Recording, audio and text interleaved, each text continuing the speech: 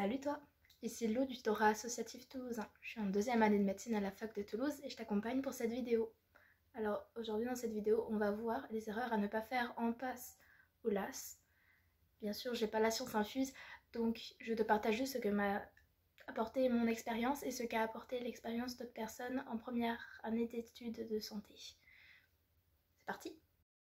Première erreur, ne pas faire des QCM ou ne pas faire de TD. Tu as à ta disposition des QCM réalisés spécialement pour toi par le tutorat. Ils te permettront de te rendre compte d'à quel point tu connais ton cours, quels sont les chapitres qui te posent problème, etc.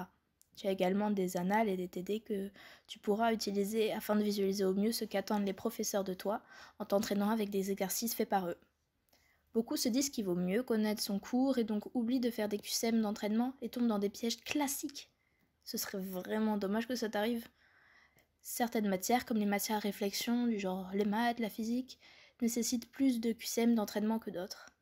Tu devrais aussi aller à tous les TD. C'est le moment où tu peux poser des questions à des gens formés pour ça, voir des professeurs, et là où ils te réexpliqueront des parties de cours. En plus, ça te permettra de mieux comprendre comment le prof réfléchit et quel genre de QCM il pourrait te donner, donc fonce! Si tu es en LAS, néglige pas non plus tes TD, surtout si tu es en sciences. Autre erreur, ne pas s'accorder de pause du tout. Ta santé mentale est à protéger cette année. Si tu fais jamais de pause, ton cerveau va commencer à chauffer et boum, c'est direction le burn-out. En plus, si tu te poses pas de temps en temps, tu risques de pas te sentir bien, d'être très fatigué. La fatigue mentale est aussi importante, sinon plus importante que la fatigue physique. Quand tu fais du sport, tu te laisses un peu de repos entre les séances et elles sont lourdes. Bah, c'est pareil avec le travail. Ton cerveau, il travaille dur et il a besoin de repos. N'hésite donc pas à t'accorder quelques pauses de quelques minutes pendant tes révisions ou encore une soirée de temps en temps. Faire des pauses te permettra d'être beaucoup plus efficace aussi. Et cette année, l'efficacité c'est primordial. Attention, fais quelque chose qui te repose pendant ces pauses. Essaie d'éviter les réseaux sociaux, on y perd souvent beaucoup trop de temps. Et pareil, quand je te parle de soirée, essaie d'éviter les soirées alcoolisées ou autres et essaie de te coucher tôt, même si je sais que tu préférerais sans doute que cette soirée s'éternise. Je te conseille un bon petit film avec un bon petit repas ou alors un bon petit bouquin. Attention aussi à pas trop te perdre dans tes pauses. Chacun a besoin de plus ou moins de repos, mais attention à pas faire trop de pauses pour pas non plus trop te déconcentrer. Autre erreur, négliger son sommeil. On le répétera jamais assez, mais le sommeil c'est super important. Si tu dors mal, tu auras peut-être bien avancé ce jour-là, mais tu n'auras pas laissé le temps à ton cerveau de bien analyser les informations données. C'est pendant ton sommeil qu'il va assimiler tout ce que tu lui as donné à apprendre. En plus, si t'as pas bien dormi la nuit précédente, t'arriveras pas à être suffisamment éveillé et donc tu seras moins efficace pour la nouvelle journée. Ainsi, tu risques de tomber dans un cercle vicieux. Si tu as des problèmes d'insomnie, par contre, que ce soit dû au stress, à l'adrénaline ou que ce soit habituel pendant un petit moment, je te conseille d'aller consulter ton médecin généraliste qui saura t'aider au mieux. Autre erreur, survivre au café. Une idée courante quand tu rentres dans le supérieur, c'est qu'il faut se mettre au café. Encore plus quand t'es en prépa ou quand t'es en première année de santé. Sauf que le café, c'est un excitant.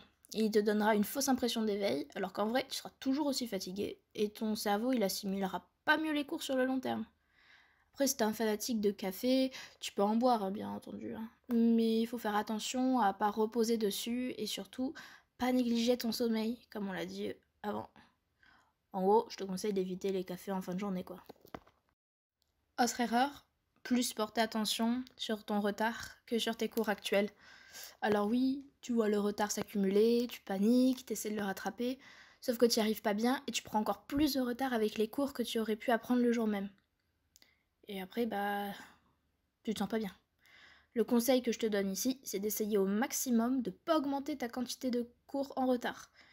Tu peux essayer de rattraper ton retard juste en lisant les cours ou en lisant des parties de cours plusieurs fois pendant quelques jours entre tes cours du moment. Ça marche bien pour les cours de connaissances ou les cours où tu dois juste connaître le cours, quoi. Après, sinon, tu pourrais te réserver des créneaux spécifiques retard dans ton planning après tes révisions de la journée. Et pour les matières à QCM, je te conseille de partir directement sur les QCM pour cibler au mieux les parties les plus importantes de ces cours en retard et pouvoir mieux les réviser. Autre erreur fréquente, se laisser tomber. C'est une année qui est très difficile, voire 2 années pour certains, et il faut pas hésiter à en parler. Tu as autour de toi des gens qui sont là, que ce soit ta famille, parents, frères, sœurs, animal de compagnie, tes amis ou encore la team BEM Oreo. Sur le forum Tutorat, je te mets le lien en description, tu trouveras de l'aide si tu te sens pas bien. Plein de tuteurs surmotivés sauront t'écouter ou te réorienter en fonction de tes besoins. La team BEM organise des formulaires de restons en contact où tu peux aller chercher du soutien qui te sera apporté. Tu peux aussi te trouver un parrain ou une marraine qui sera là pour te partager son expérience et te soutenir dans les moments difficiles. Tu as également la possibilité de te retrouver dans des groupes de travail grâce à la team BEM.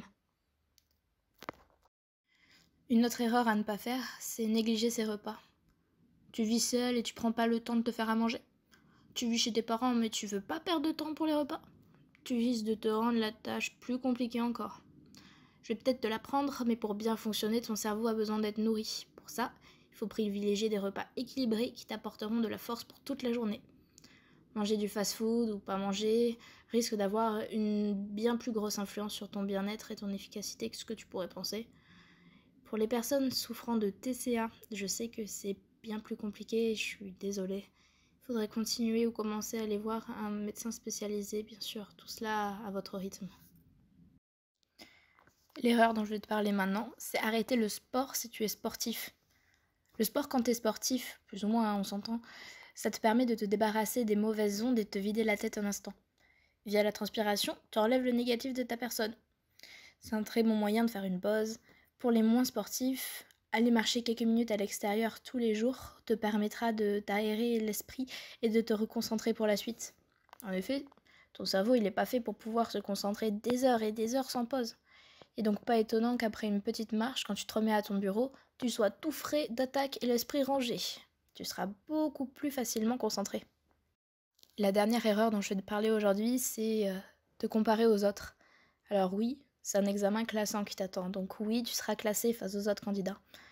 Tu as pendant l'année des entraînements qui te donneront des classements entre toi et tes camarades, qu'on appelle des cols. Cependant, garde en tête que tout le monde ne révise pas l'école de la même manière. Certains les travaillent à fond, d'autres pas du tout pour pas prendre de retard, etc. Enfin bref, ces classements, ils sont pas forcément très représentatifs. Par contre, ces entraînements, ils te permettent de te mettre en condition et de savoir quel chapitre te pose plus ou moins de problèmes. Il en sera de même avec l'examen blanc. Te comparer aux autres risque de beaucoup plus te stresser qu'autre chose. Après, si t'as besoin de ce stress pour te motiver, tant qu'il n'est pas négatif, rien ne t'en empêche, donc fonce. Voilà, donc c'est tout pour cette vidéo. J'espère que j'ai pu t'aider. Si tu as des questions, n'hésite pas à les poser, je te répondrai avec plaisir ou d'autres tuteurs te répondront avec plaisir, que ce soit dans les commentaires de cette vidéo ou sur le forum. Et on se dit à bientôt. Tendresse, amour et tutorat.